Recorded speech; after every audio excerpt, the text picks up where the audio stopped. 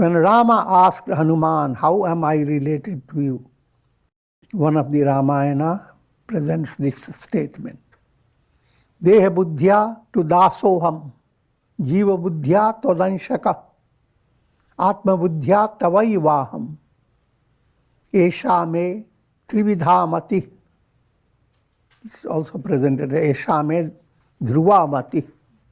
Hanuman says, from the point of view of the body, I'm your slave. From the point of view of the soul, I am a ray and you are like the sun.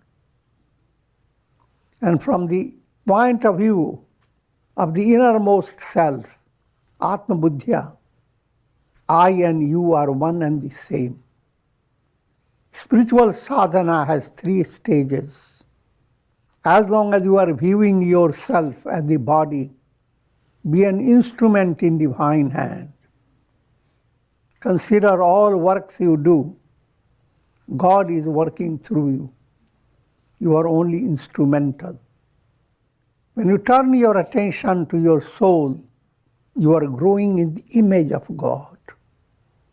You are a ray of the sun. And the ray has immense potentiality. And from the essential point of view, that is the soul of the soul, you are one with the Absolute. Aham Brahmasmi. Lord Hanuman is the destroyer of all obstacles. He is the deity presiding over all flags and banners. Therefore, the word banner has its source in banner. Whether people know it or no, doesn't matter. So internationally, the word banner is popular. But the behind banner is Hanuman's protection.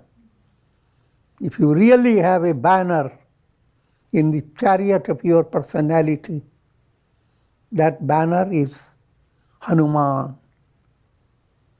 If that is so, you will be led to victory. Victory is the attainment of realization of the self.